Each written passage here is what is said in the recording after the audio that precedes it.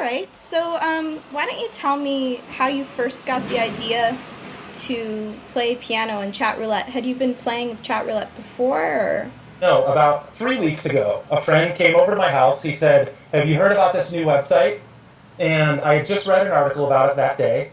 And so we got on just like normal people. I think there were three of us and just got online and looked around, talked for about half an hour to two. They were in Russia and it pretended to be Russian. At the end of the conversation, it turned out they were in Washington, D.C. So I learned all about chat roulette's premise of anonymity. And after my friends went home, I said, I play piano. I like kind of unusual situations. I've done things in the past where I go in public with a piano and try to interact with people in a very random way, like really integrate what's happening with the music and try to make it, really tightly integrated and try to just be sort of an open channel so that when something comes in from the person, I weave it into the music right away. Mm-hmm. And so I said, chat roulette seems like a really nice opportunity for me because I'm not really comfortable performing on stage in front of a lot of people. And it's also much harder to have an intimate experience with a lot of people because if you're in front of a crowd, you can't so much pick one person and take their experience and make it part of the music. Instead, you get a lot of people yelling just stupid stuff, or else everybody's quiet, and you can't. It's just harder to filter. And so, I thought it'd be a good opportunity, and I went online and knew that I had something that was very be some kind of phenomenon worldwide, but it seemed like I knew that when I finished filming the first night and I watched it back, it made me laugh harder than almost anything I had ever seen in my life, and I loved comedy. And so then a friend of mine and I edited some of the film together, and we still found that after seeing it 50 times, we were still laughing really hard and trying to be, objective and do the editing, but having to stop it and just crack up. And so we thought, this is pretty funny. I never predicted it was going to be what it has been. I still don't quite understand why it's become this larger cultural phenomenon, why people are talking about me restoring hope for humanity and saving the internet, and that's not anything I would have ever used to describe it. Mm-hmm. But it's fascinating to me. The process is amazing. Mm-hmm. And where was it first picked up? Like, how did it launch? Your first video? I put it online and it was private for a couple of days, which is interesting because a lot of people are saying, wow, it has this many views after this many days, but it actually is even 2 days less than it looks like it is, because it was private for the first 2 days, just so I could make sure it would play correctly and the sound was good and all that kind of thing.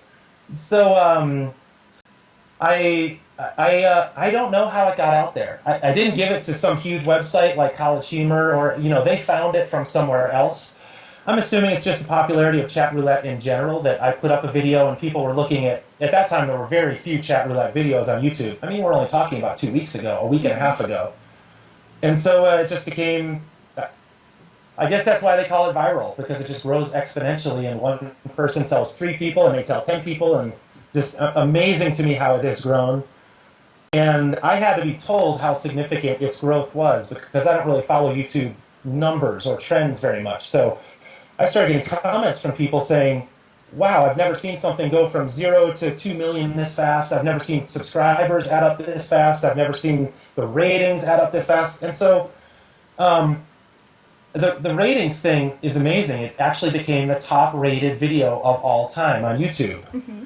And I guess I don't really understand what that means because there's so many other videos that obviously are more popular, like the inauguration address or, Dick in a Box, or some of those really popular things that have been on there. Mm-hmm.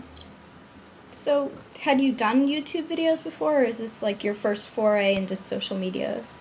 This is really the first one. I had done a couple very small ones that only my friends had seen, and after 3 or 4 years, they had about 150 views. So that tells you just how limited their appeal was. Mm-hmm. But this one seems to be a little bit more popular. Okay.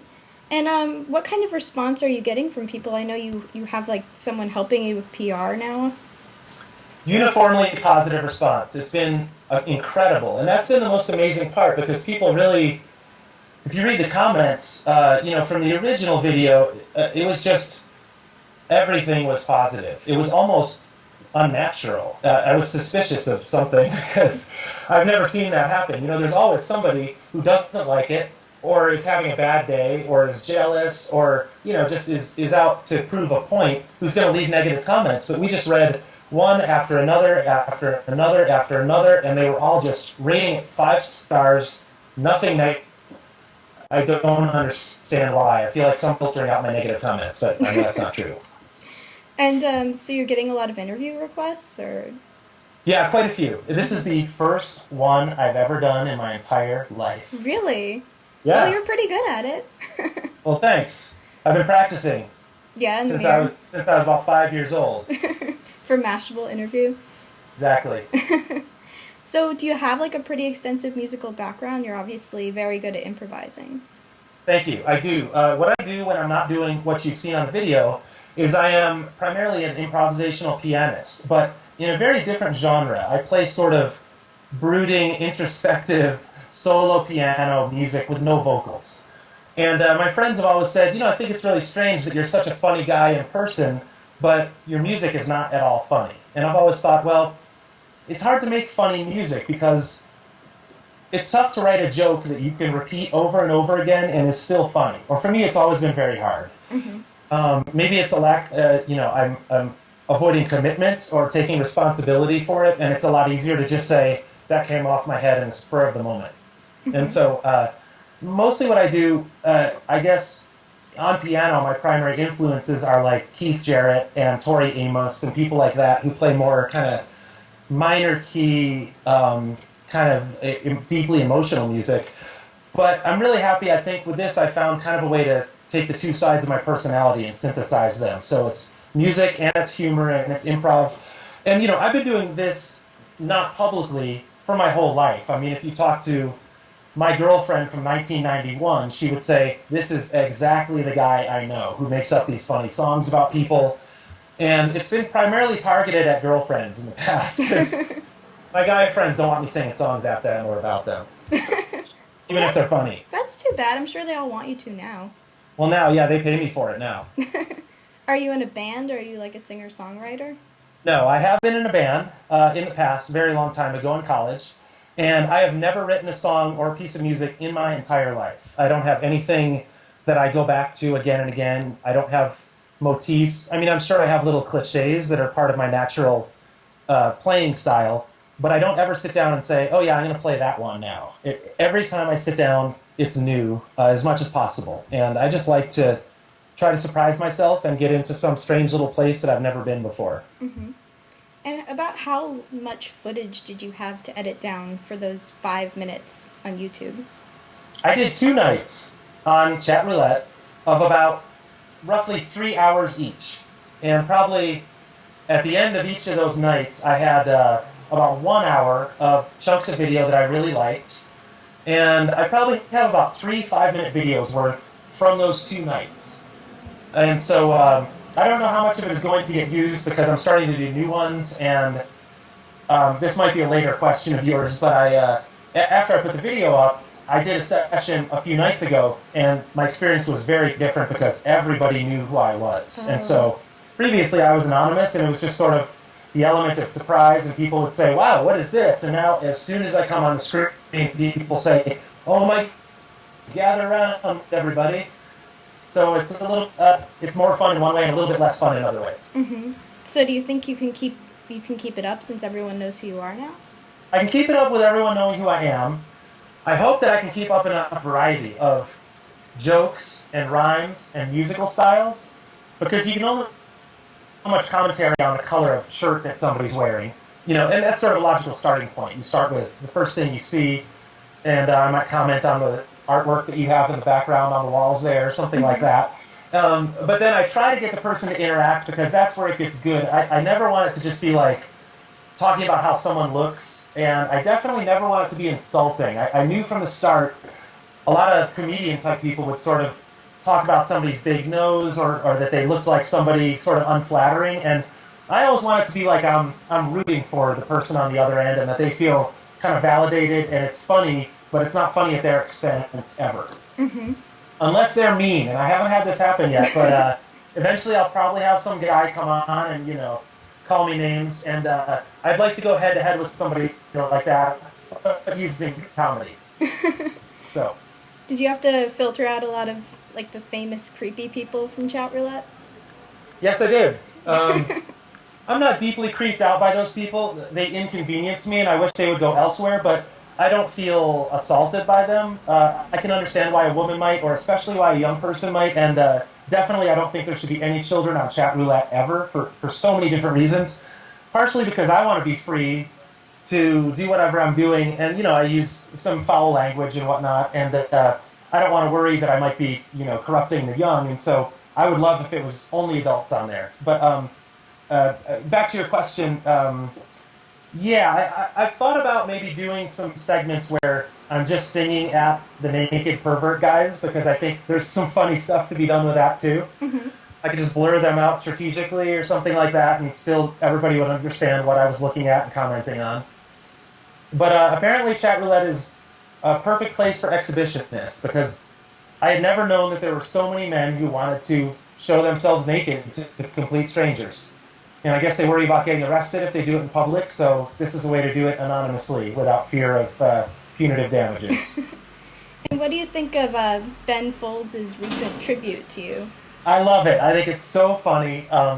It's perfect for him, because I don't know if you followed the chronology of it, but I put my video up, and several people kind of said, "Boy, I think this is Ben Folds." And at first I thought it was a similarity, and I could accept that. We're both white guys who play the piano and sing kind of funny songs. But any musician, and certainly any pianist, knows that we are not the same person. We have very different styles, especially on the piano.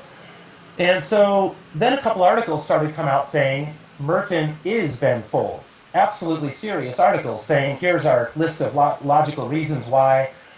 And so I think he saw that and thought it was hilarious and just decided to play into it sort of to have fun and kind of muddy the waters a little bit more. And I think it's great. I love his version of Chatroulette because he's a different kind of improviser than I am. And he's so good at writing these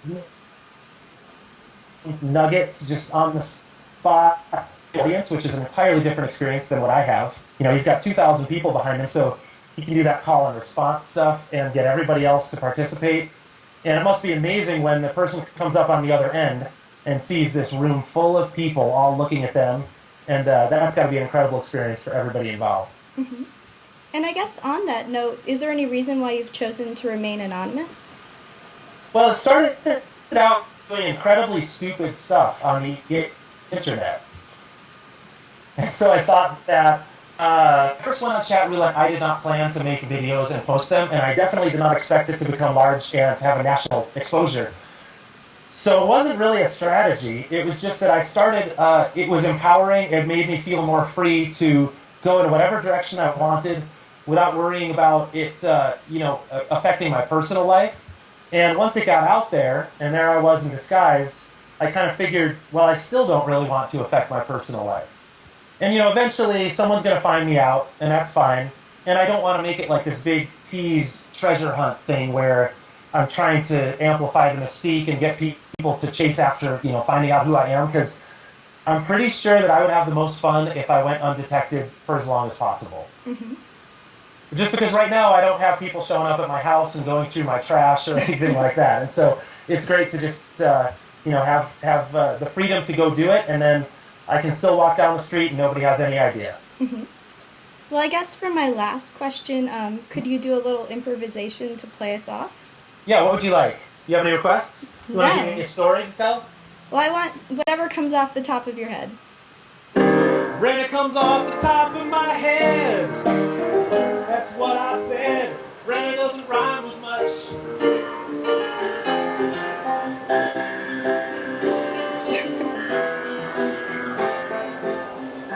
Renna came to my house via Skype to talk about hype.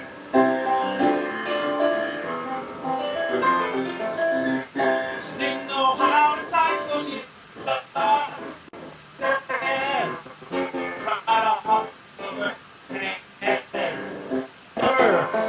Renna doesn't know ASL American Sign Language. She's mashable and bashable. She's crashable. She's stashable. Renna is the man and the woman and the plan. She's Stan. She's got a plan for me, but I can't see it yet. Renna is her name. Well, Thank you so much for taking time to talk to us today, Merton. Thanks a lot, Rena. And have a great afternoon, evening, whatever time it is there. Thanks so much. Take care. You too. Bye-bye. Bye.